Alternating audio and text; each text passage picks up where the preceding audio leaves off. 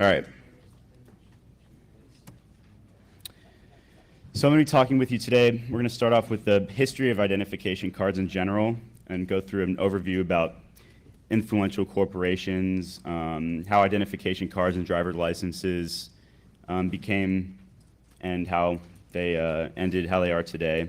We're going to talk about the Real ID Act, which is a very controversial subject, especially today, especially amongst the presidential candidates. We're going to talk a little bit about amateur ID manufacturing, and I'm going to try to do a quick demo.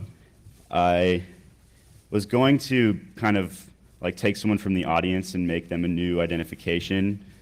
I was actually going to give out new identifications for everybody, but I figured we'd have like a little bit of a problem if I did that. So what ended up happening is my printer that I took with me, the ink exploded on the airplane.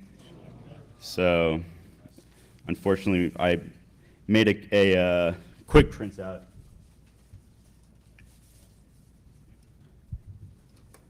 You can see here, it's in pretty bad shape. Well, maybe you can't see, but it's in pretty bad shape, but we'll get to that in a little bit.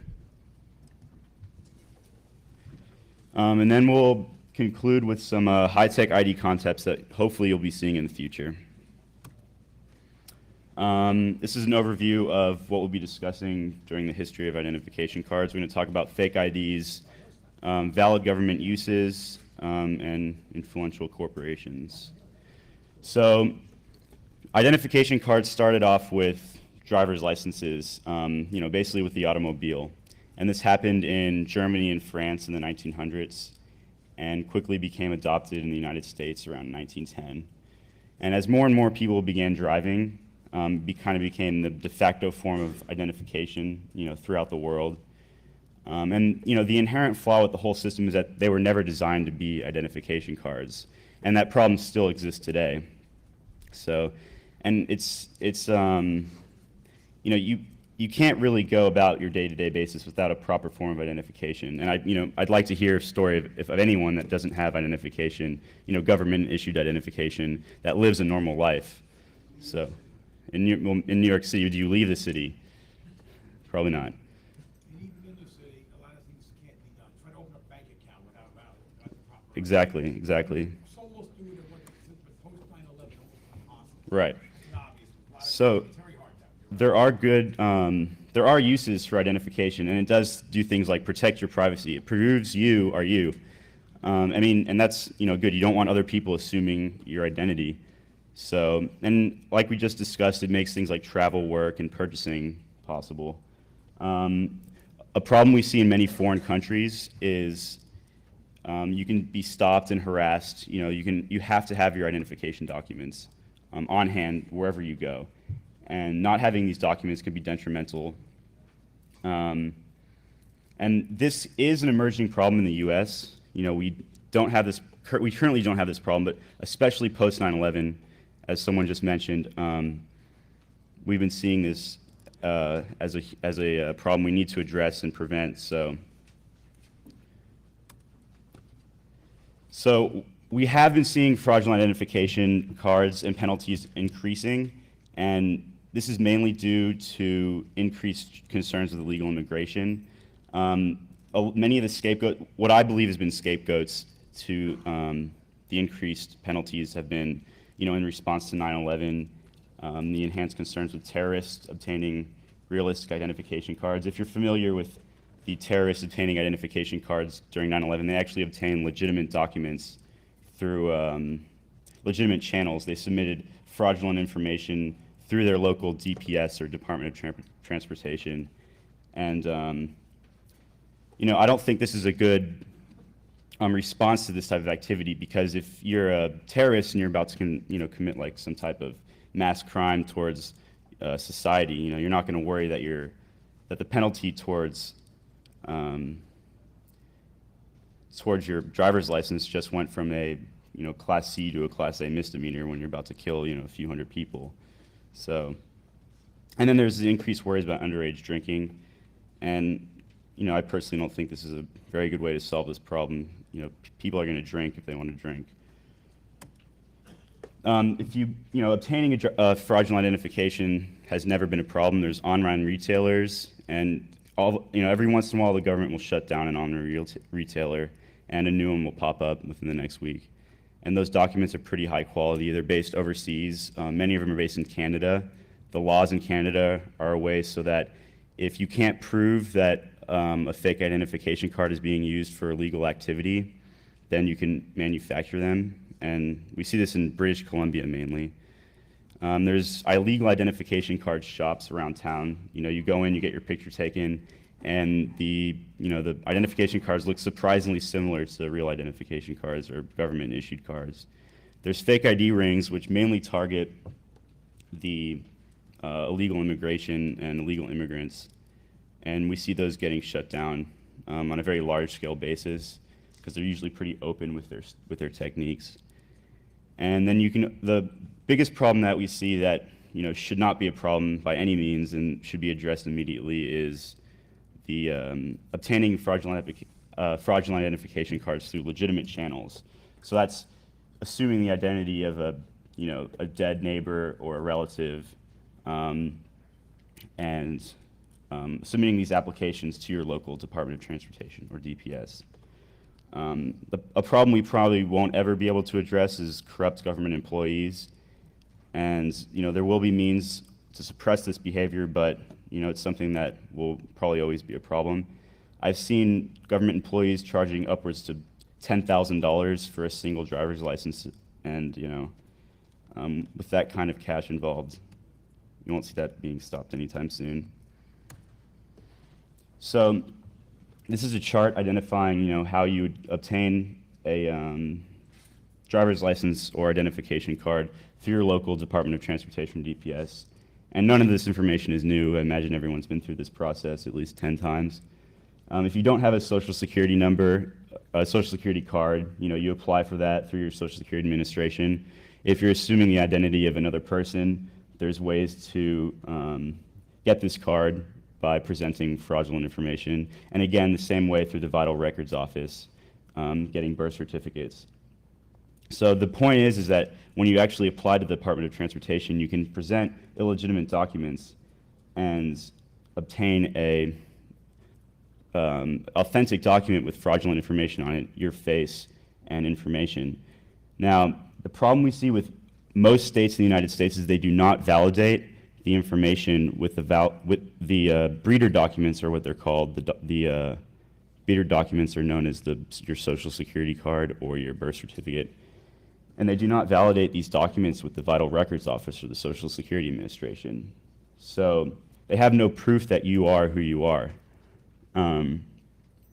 What will happen is, what the states will do is they'll issue an identification card, and 6 months later they'll realize they issued someone an identification card that wasn't actually them. And by then it's too late because the person already has the card.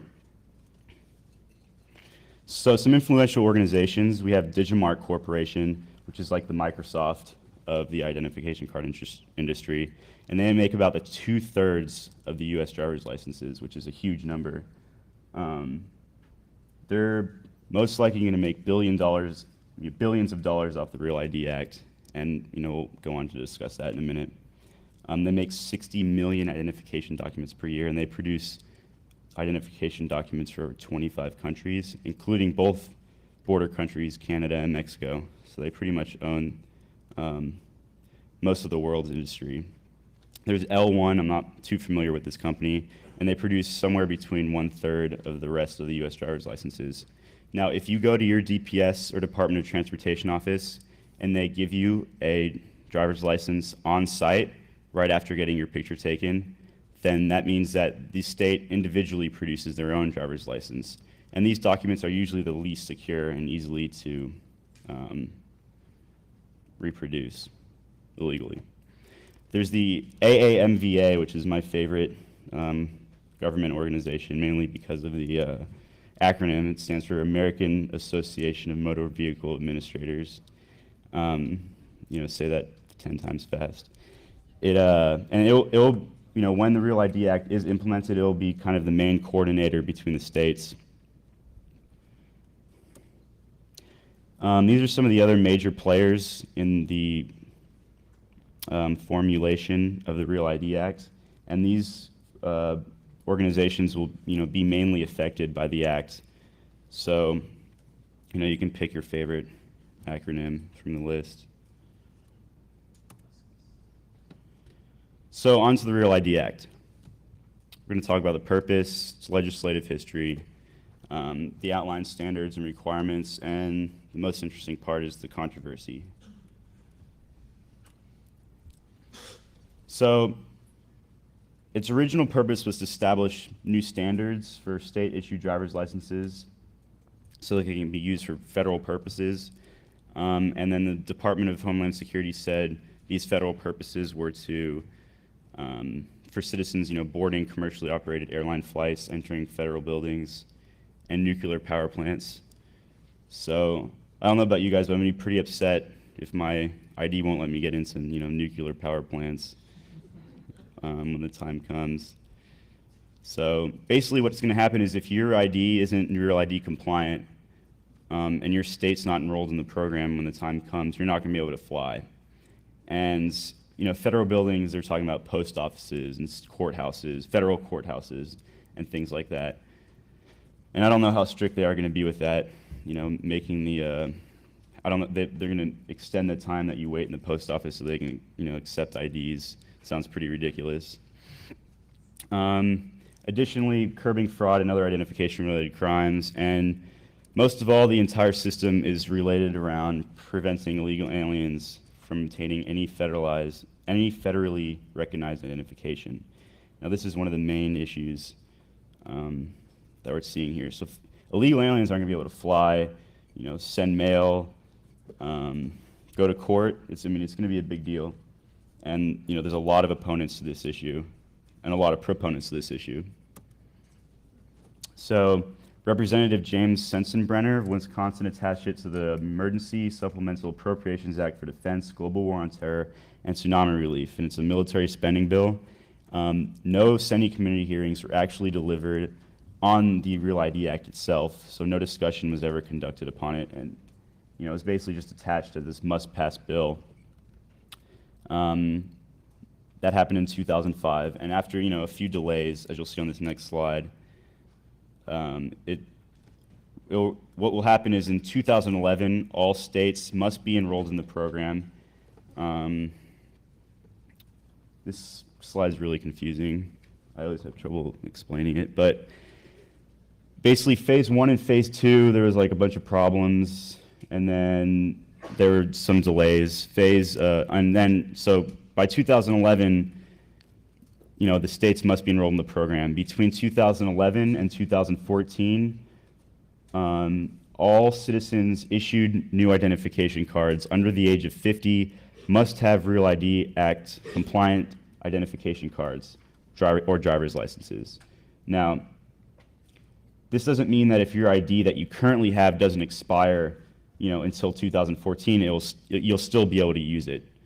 So, but after 2014, if your ID is not Real Act compliant, then you won't be able to fly, enter a government building. And then the same thing goes for citizens over the age of 50 until 2017.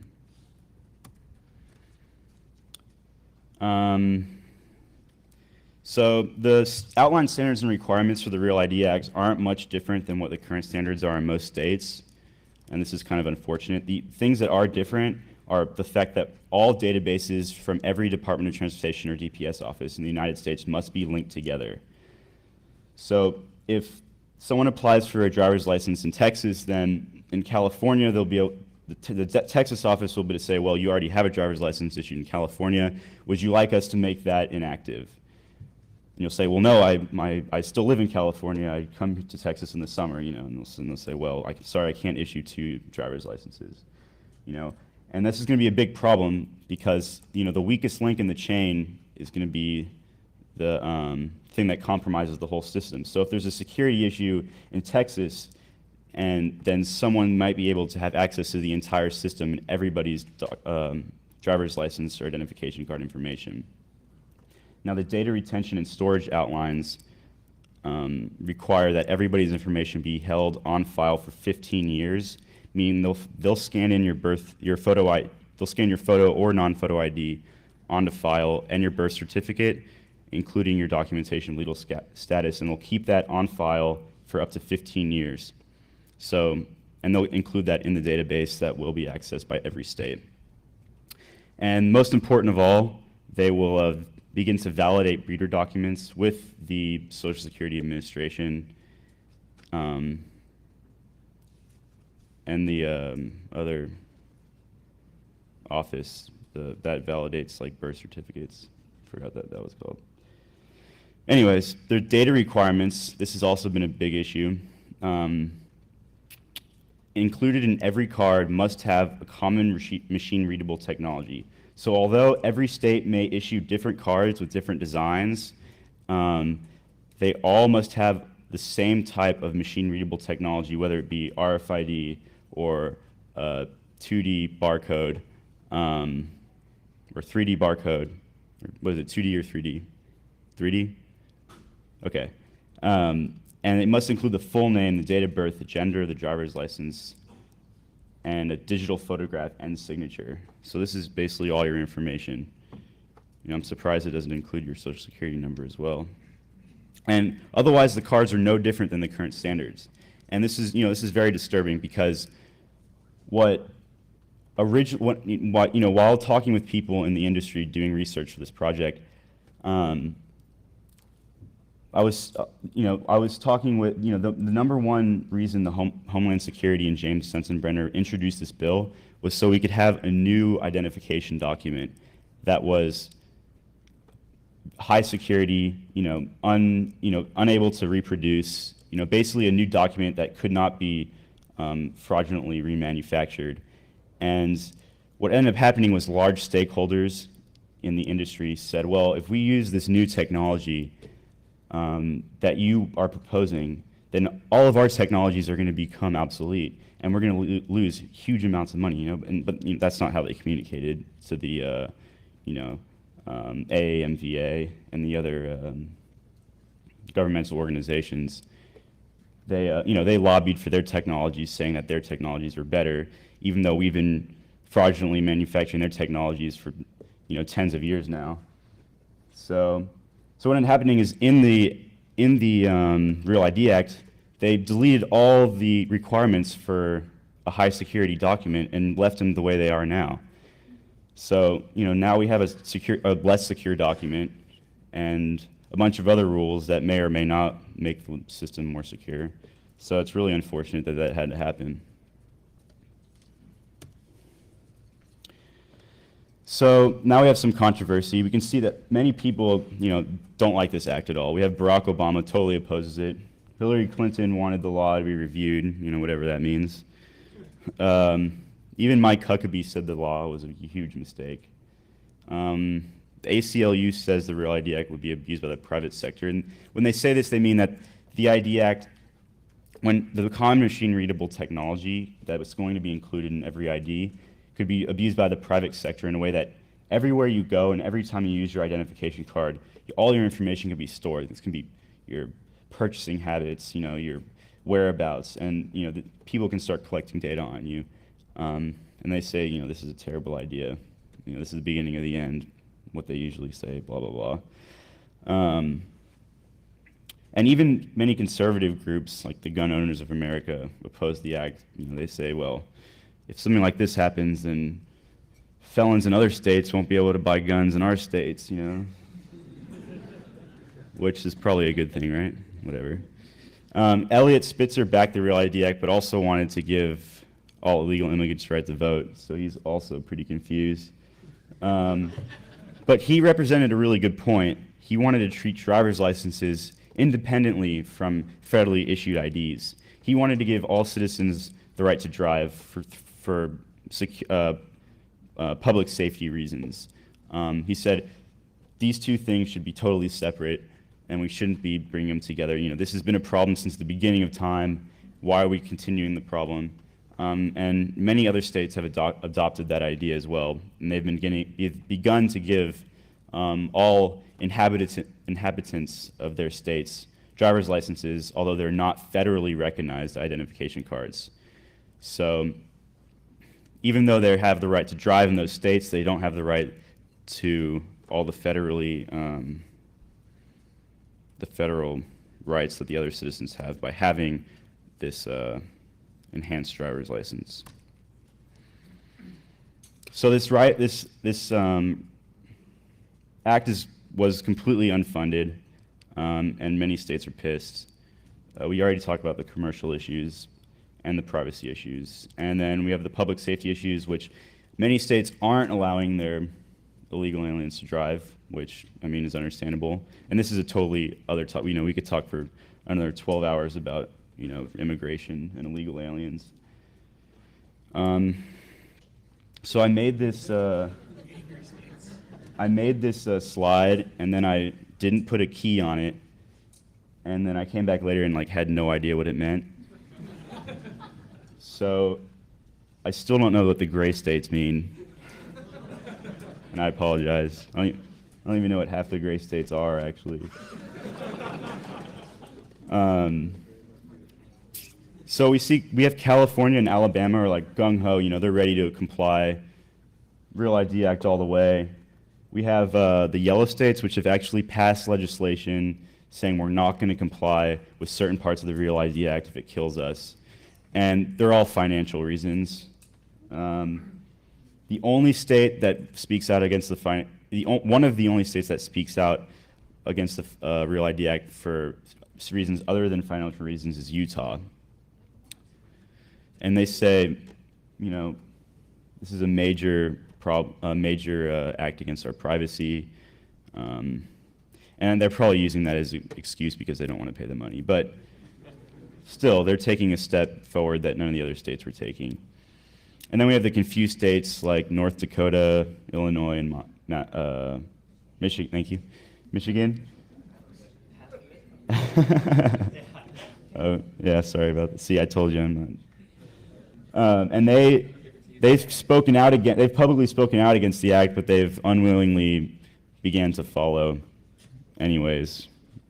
Yeah. All right. So now something a little more exciting. Okay. So manufacturing at home. We're going to talk about the needed equipment, needed materials, a little bit about the manufacturing processes and the advanced production methods. So if you haven't already downloaded this guide, I recommend doing it now. Okay, it's .pdf, sorry. And what I'm doing here, I'm going to do the most simplest ID reproduction method that I have listed in the guide. And it's the quickest and easiest to reproduce. And outlined in the guide are other methods as well that are much more expensive. And if you have questions about that, we can talk about those one-on-one or later via email or however you choose. So why manufacture at home? You can produce high-quality documents for your organization, small business, or club. You can protect your privacy. You're creating another identification, which is not illegal. If you want to start a small identified cart manufacturing or consulting business, which is something that I've kind of taken the path of, and then you can produce other quality documents with these exact same techniques for the fraction of the cost. If you were to produce some of the documents that I'm about to show you through another retailer, you're going to be paying, upwards to $10 a document. We're going to make them for 50 cents a document. So it's easy to do, and it's a lot of fun, and it's really interesting, and I'm totally obsessed with it. So obviously, you should never produce documents that are similar to government documents. And for example, I'll show you a picture.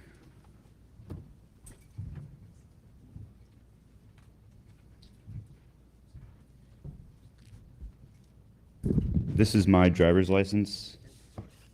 Yeah. And this is my membership card for Locksport International. And there's many differences between the two cards. But you can see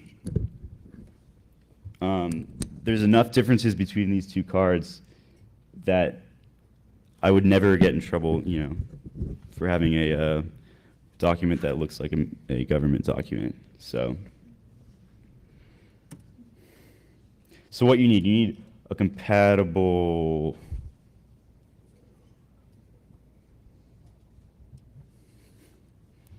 inkjet printer, a laminator, a die cutter, which we see here on the left. I don't know if anyone see that. We'll probably be able to see when the lights go back on. A magnetic stripe encoder for encoding the stripe on the back of the card if you choose to use that technology. Custom rubber stamps for reproducing the hologram.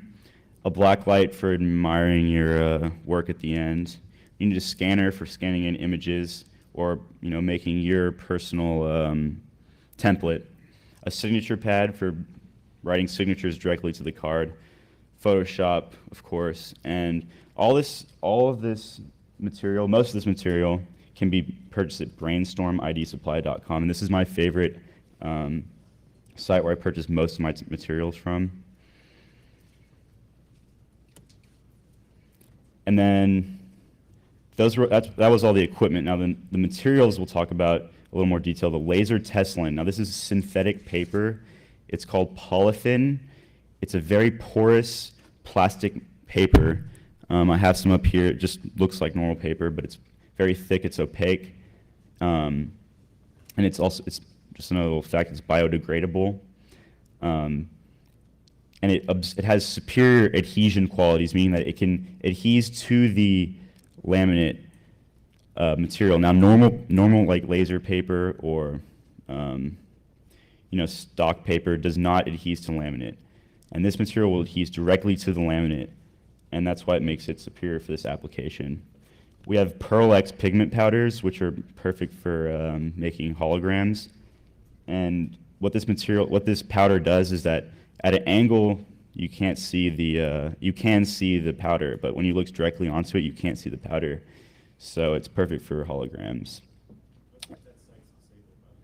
Right, this site is disabled, and that's why I included the site owner's email address directly below it, and he did give permission to release his email address. So he might take like 3 or 4 months to get back to you, but it's really the only place you can buy a lot of this equipment at, a lot of this materials at. So in the actual guide, it has his website next to each individual material, so you know where everything is from. And then transparent base. Now, when we're making the actual holographic outlay, we mix transparent base, which with the Pearl X pigment powder and the ultraviolet pigment powder. I'm going to do that in a minute and show you how it's done. And then we apply that to the stamp and stamp it directly to the Teslin material with the pre-printed ID face on it. So now I'm going to go through the process. If you want to turn the house lights on for a minute. I'm going to go through this as quickly as possible. Thank you. So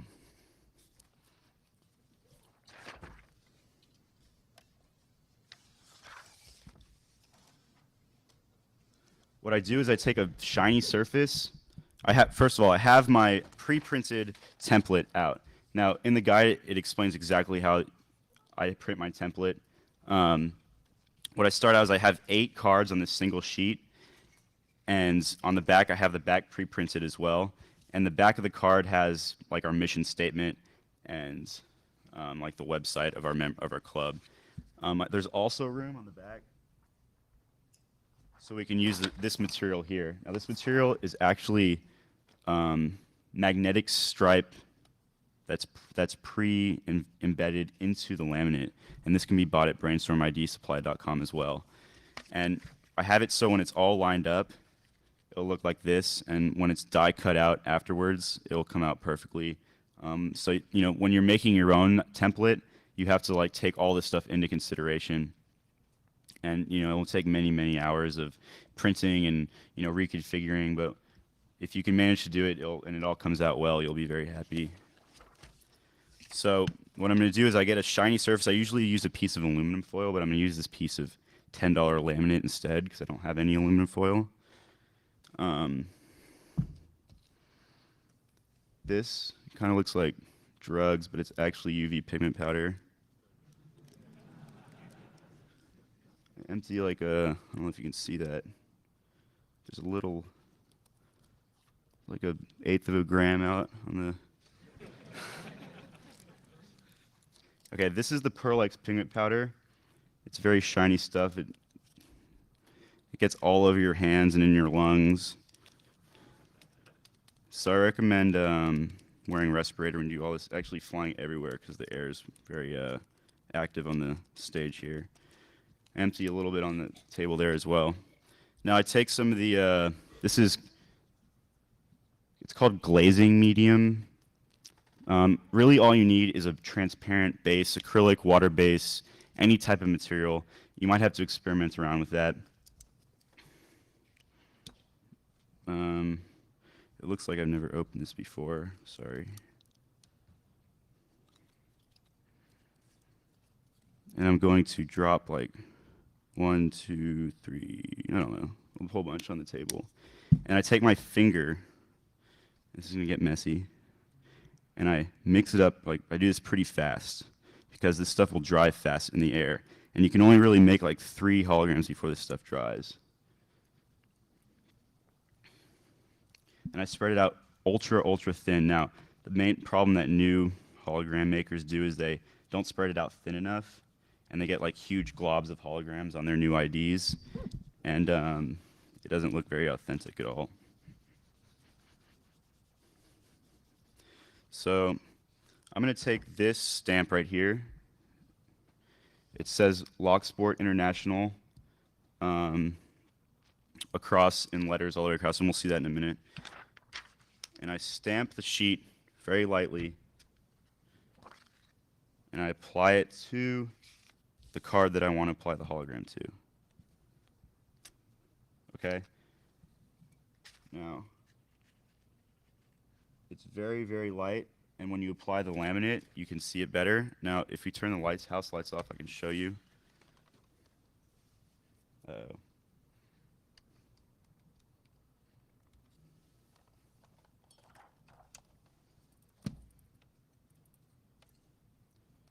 Now, can I turn the, well, does this light turn off?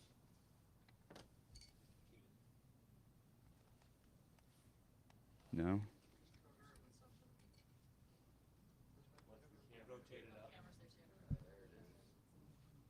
Can you see it?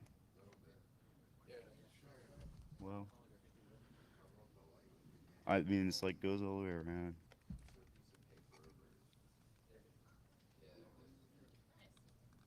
Okay, let me try. That didn't come out as good as I wanted to, so let me try one more time.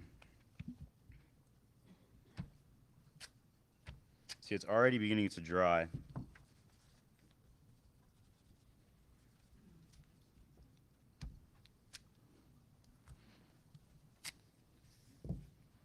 It's probably no way, huh?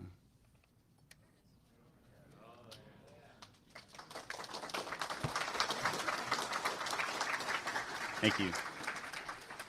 We can see this is the UV pigment powder. It lights up real well with the black light.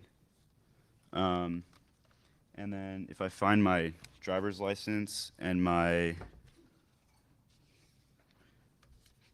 membership card, I can show you. Here we go. So there's my membership card I made earlier, and you can see it lights up very well, right? And this is my Texas driver's license, which doesn't perform nearly as well as mine. But if you go to the airport and they, the first thing they do is they put your driver's license under the black light. And they've all been trained to tell, black light security features above all else. And black light, UV light security features are usually the easiest to reproduce, unfortunately. So I have these stamps, and these stamps I obtained from simonstamp.com, and they're in Canada, which is probably the reason why I was able to obtain them. When I tried to obtain stamps from other sources. When I try to obtain stamps from other sources, they, like in the U.S., I got messages back that said, well, these represent U.S. hologram images from various states. We're not going to be able to we're not going to be able to make these stamps for you. Simon's, it's in the guide, but it's called simonstamps.com or simonstamp.com, and they let you produce all types of graphic images and things like that. So the next step in the process would be to place your laminate on the identification card template sheet that you already produced. You have your hologram produced on every single identification card. And then you have your back laminate, like we showed here, which I have, I'm using MagStripe, so I can add that extra security feature. Then I would use this piece of, and I have all the outlines for the sizes and thicknesses of laminates that I use, and I have a piece of other laminate that I put on top. And then I'd put this through the laminator and let it dry for a few minutes. And then the next step would be to cut it out on the actual die cutter. You can buy several different types of die cutters on the internet with different sizes, depending on your application. The die cutter I chose to bring today is much bigger than any U.S. driver's license. Not to confuse, what my intentions were. That's why I made a bigger one. So the die cutter is like a $500 piece of equipment, but it weighs about 40 pounds. It's maybe like 30 pounds. It's like pretty heavy. It's pretty awesome. It's really satisfying. You pull down this lever and it like crinkles through the Teslin and the laminate. And it's like really a good feeling. And I'm going to cut out an identification card from a pre-laminated set of IDs that I have here and show you how that's done. So we can have the house lights back. Can you make those magnetic stripes readable? Yes, the magnetic stripes will read. They are fully writable on 3 different tracks with the proper equipment.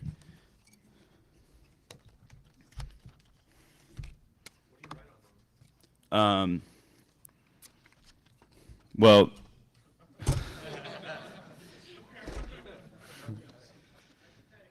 hypothetically, you could take your real driver's license and copy it over to your identification card and use that as a membership card.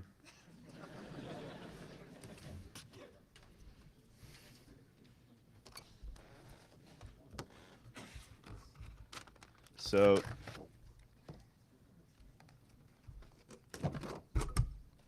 there we go. All right, let's see if I can do this backwards. So I have this is a laminated, pre-laminated. I put it in, I usually do it from the back because it's easier to see. But now I can't see anything, so.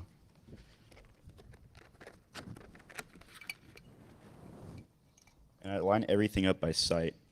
And it took me like 6 months to get really good at this. But now I can do like 100 cards in like 10 minutes.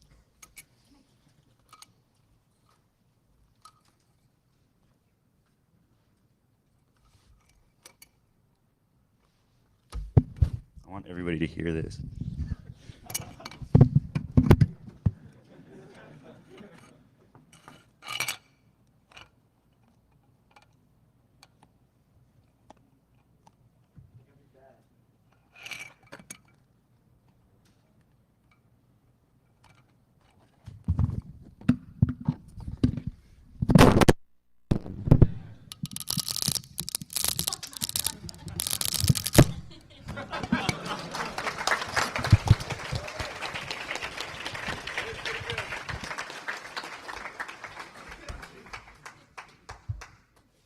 All right.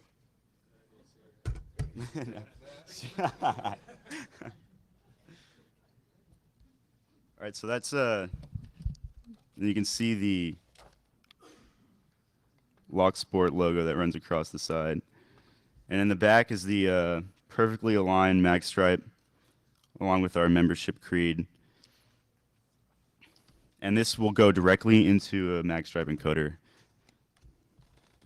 Some other things I just want to touch on are, this is a piece of PhotoEasy. Well, you can't see it. This is a piece of PhotoEasy. It's just for making screens. It's another way of making holograms. And you use the transparency. It says Loxport International. You put it out in the sun, and you can plot a transparent like screening material, and mix the Pearl X and UV powder in there, and just rub it on the entire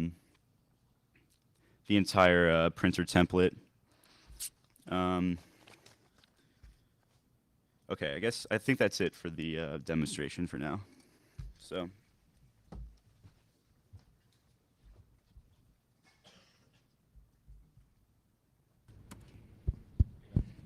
So this is a picture of Photoshop. Oh, what? Oh. Thanks. This is a picture of what the template looks like before it prints on Photoshop, and you can see how I have like the guides and the lines that help me line up each already made template file on the computer before it prints. This is just something I want to touch on. It's called the Alps printer, and this is how you make really high quality professional looking identification card image holograms. And what you do is you spread out an even layer of Pearl X powder onto a piece of laminate, onto the, there's two sides of the laminate. There's a side of the laminate that has the, what's it called? Adhesive, thank you. There's the side that has the adhesive on it, and you put an even layer of Pearl X powder on the adhesive side and put it in this printer. And the printer, what it does is it seals in the Pearl X powder in the areas that you want the hologram in only. And then you take the laminate out of the printer and you wash off the excess Pearl X. And what you'll have left is a perfect hologram. And this printer, they don't make them anymore. You can find them on eBay for about $800. And usually they come and they don't work. And you'll have to buy a new one, and that one will come and it won't work. And then you'll sell it back on eBay, and then...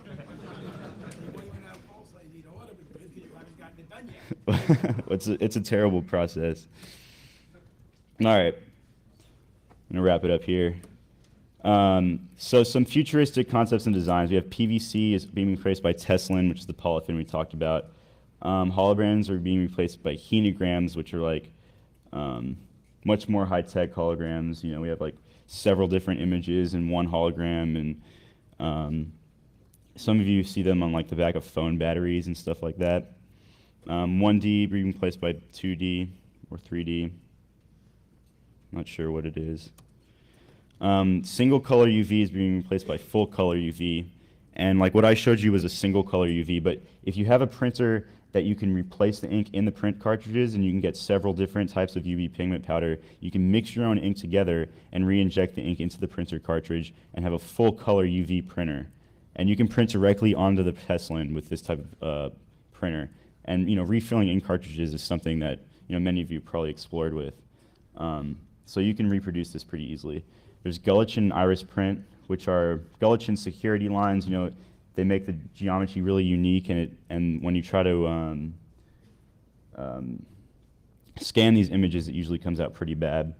And then Iris Print is when the colors gradually change in a way that is impossible to reproduce on normal like residential printers. Some other pretty cool stuff is hidden images that are only available with decoding lenses that are available only to like government agencies and things like that. And you see on the left there's the picture of the black image, but with the decoding lens it turns red and has a special design. Optically variable ink, which is similar to the Pearl X material, and it changes colors with angles. There's infrared ink, which is nothing new. All right, so if you have a credit card, you can take it out and see it's probably a different color. The magnetic stripe's something other than black. It probably has something printed on, like Ultra Secure or like American Express or something. And it's like, like the blue American Express cards that have a blue magnetic stripe, and they can print their logos and stuff on there. And then there's Microtext, which also isn't new, but is also extremely hard to replicate. So then there's the probably the single coolest thing that I've ever discovered in the ID industry. When I was discovering this technology, I was talking to someone in the industry, and I was telling him the reason why it said team leader on the first page is because when I was, calling people and talking with people, I said, my name's Doug. I'm from the University of Texas. I'm doing a project. We're doing an independent study group on identification card security. He said, oh yeah, you're getting funding from the university? I said, yeah, kinda, And he said, well, what I do is I fraudulently make ID cards for the government and test them out. I have like the license to kill for the ID industry, kind of. I said, that's like the coolest thing I've ever heard. Do you take internships? So we talked for like an hour, and he's telling me about laser engraving, and then he starts, and I'll tell you about that in a minute. But he starts to tell me, he's like, so how do they make fake IDs in Texas? And I'm like, oh, I don't know anything about that. And he says, oh, come on, you probably have friends and stuff. And I'm like, well, maybe. He's like, and he starts telling me, well, you know what I do. And I'm like, well, what do you do? He's like, well, he starts telling me about how he takes the laminate off the identification card and he replaces the picture and he changes the birth date. This is a pretty common method. A lot of people know how to do this. But it's something that I've always had trouble with, thinking about. Always had trouble thinking about. And he starts telling me, he's like, well, if you go to Walmart and get the special solvents on the shelf and you let the card sit on the shelf, and he tells me the name of the solvent. It begins with an M, I can't remember. What'd you say? That is methyl ethyl ketone. Yeah, methyl ethyl ketone. Okay, that sounds very familiar. Okay. Right, that sounds about right. And he lets the ID sit in there for a while, and he's telling me all this stuff, and I'm like writing it all down. I'm like, yeah, this is awesome. And he's telling me, but the secret to the whole part, I'm like, is the paint that is the glue that I use to put the adhesive back on, the laminate after I changed everything. So it adheres the laminate back to the Teslin afterwards. And I'm like, no, dude, you already told me the secret. I know how to put the laminate back on the ID. And there's like a pause, and he's like, wait a minute, I shouldn't be telling you any of this.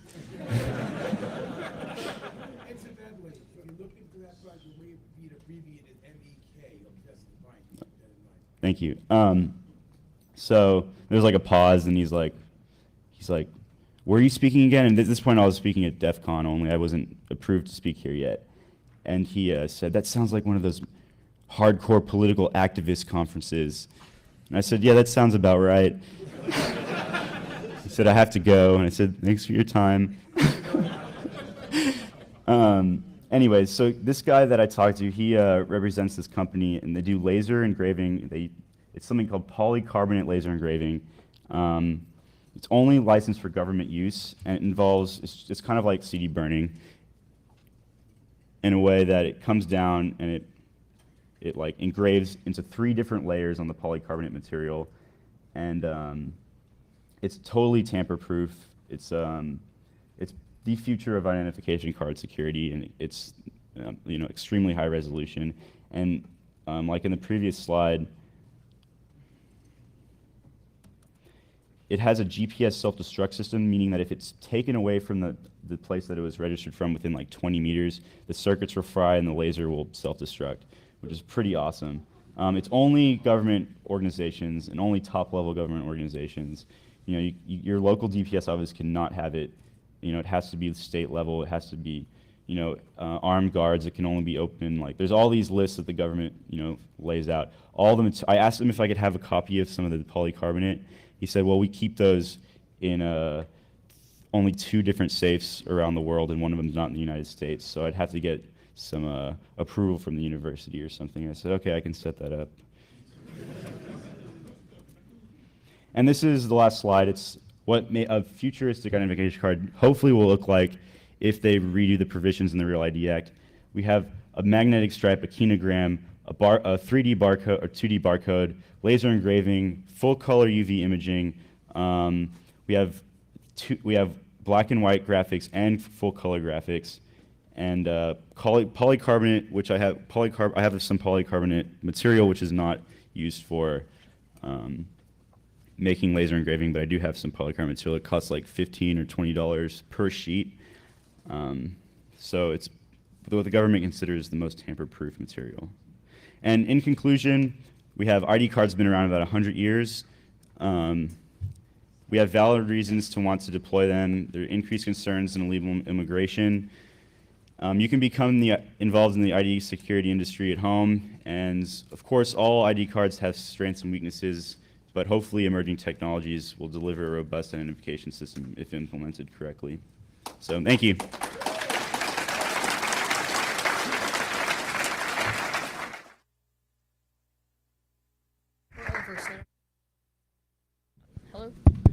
We're over, so we don't really have time for questions. So if you just want to approach Doug, that should work just fine. Thank you. Thanks for coming. This is really cool.